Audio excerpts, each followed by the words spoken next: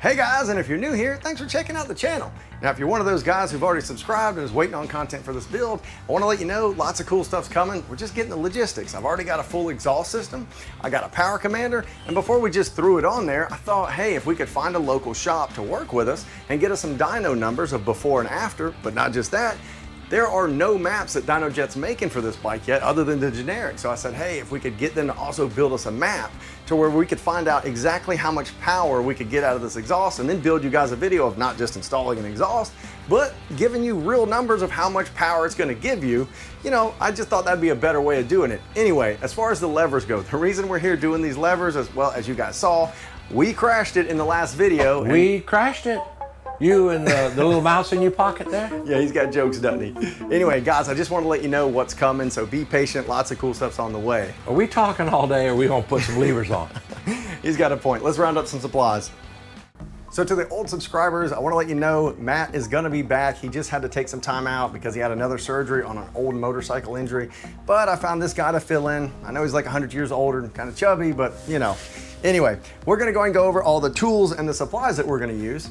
A 10 millimeter and an 8 and a 10 socket, something like that, just basic hand tools. We've got some pliers, a scrap piece of rubber, a brass bristle brush, a couple of Q-tips, and you know, other than paper towels, that's pretty much it there.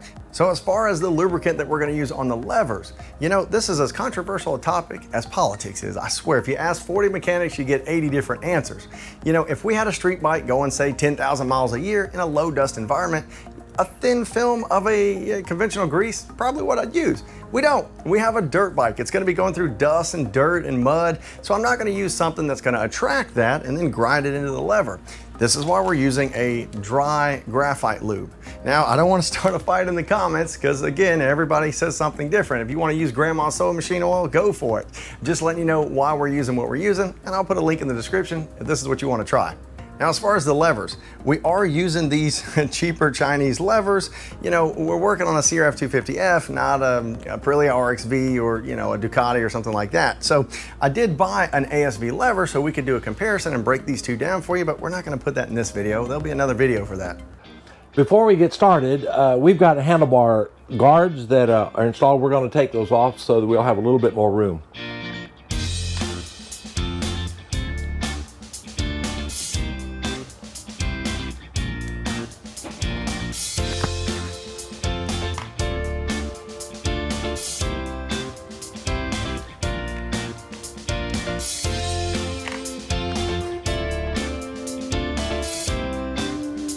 So now we got those hand guards out of the way, we can go and get this clutch lever off. Your rubber boot, you're gonna have to, of course, pull that back and out of the way. And then if you look here, you can see we have to pull this cable out, and we can't because it's not aligned right there. So your scrap rubber I told you to round up, if you grab it, you can wrap it around there to break this loose. And then once you've broken that loose, go ahead and back it down some. You can screw this in. And then align that up so that we can then pull that cable out of the way. There you go. Just like that.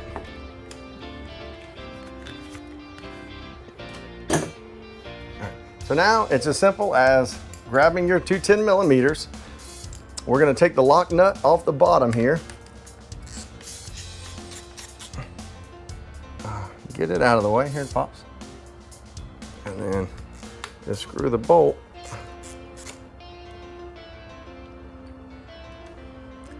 And now, while I'm prepping the new levers, I'm gonna let Pops clean all this up. All right. So while he's doing that perch, I'm gonna go and get some graphite and get the lever ready. Pops, what the crap? Those are underwear. Tidy whitey, 100% I asked you to bring some cotton. freaking rag. Raggedy, all right. God dang. Paint thinner don't clean your dirty skid marks. Oh. Says who? All right, Pops, get them dirty whiteys out of there. Go for it. All right, so now we're gonna try to get some graphite and get it up in there and just rub it around. Now, if you're using this stuff, I know you'll say, hey, man, it seems like there's nothing even there. Well, wipe this on your old lady's white dress and ask her how much is on there. Uh-huh.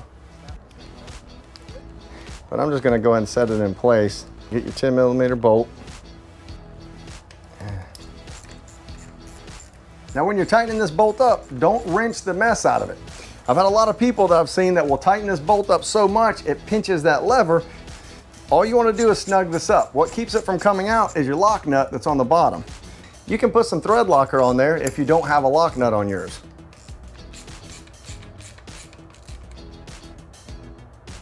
Okay, well, there we go. Now your pin, you're just gonna slide the cable in below and pull it around and line up your adjuster.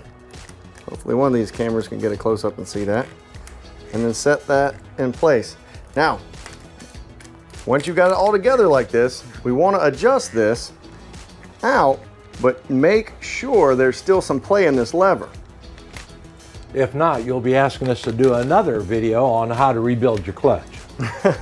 That sounds funny, but it ain't no joke. Just make sure to have some play in it like that. I know it seems like, man, that's a little sloppy. That's how it's supposed to be.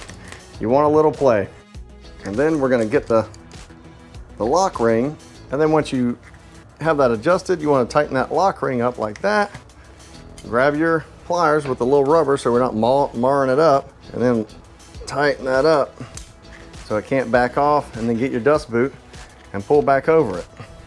Now, we're almost done. These levers do have an adjustable stop to where you can pull it out if you've got long fingers, and if you got little stubby ones like I do, you can adjust it way in, which it already is. So now that we got the clutch done, we're gonna go ahead and get this front brake lever off. Now this one has a little rubber boot, which is great. We don't want to tear that, but it's kind of pinched. If you loosen up this master with that 8mm, you can twist this around and move it until it'll free it up, and then we can pull it off. To make sure we don't tear it, just go easy with it. And then set it over there on the bench. Now, as far as tools that you'll need, it's the same tin. Oh, look at that. That is already loose. This is why if you don't have a lock nut, it's good to put some Loctite on these bolts.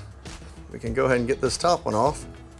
Now, when you guys take this one off, be careful. There should be a little spring in here, and that spring will go shooting out. I'm looking at it. Yeah, there it is. Don't let that spring go shooting out. All right. Pops, you want to clean this up while I go ahead and get the lever ready? Now, when you're cleaning this with your brass, be real careful of the rubber seal you see there on the master.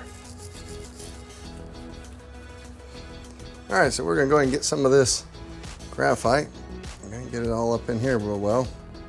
So as we're going back together, remember that spring, make sure you get that spring in there and set it in place. That's about what we got. All right, so we're gonna go ahead and tighten it up now. We've got the 10mm up top, just like the clutch perch. Don't over tighten this, just snug it up. And then because this one doesn't have a lock nut on this side, we're gonna use just a touch of thread locker, just a touch. All right, and then we'll tighten that up once we got a thread locker. Don't wrench on it, it's a small nut, just a couple pound-feet on there. Before you put that rubber boot back on, you want to make sure you adjust the standing length so it's where you like to ride with, you know? I've got these little short fingers, so all the way in is kind of where I ride. So then you want to grab that rubber boot and go ahead and put the rubber boot back on. It's kind of a pain, but if you just shimmy it and take your time, you'll get it up and over and into place.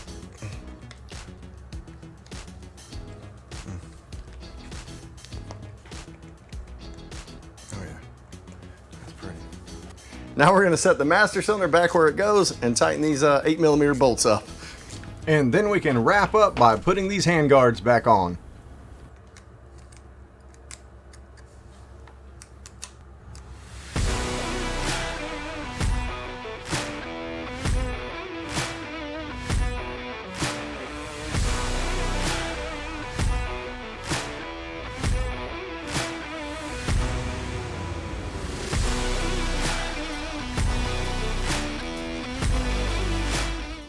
So guys, it's literally that simple. There's not a lot to it, but I do hope you enjoyed the video. Is there something you want to add, Pops? Like and subscribe. You don't even know what that means.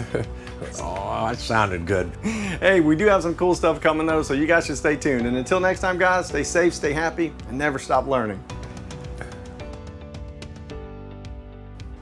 Pops constantly gets out of the camera. It's like as soon as he comes in, he walks right back out.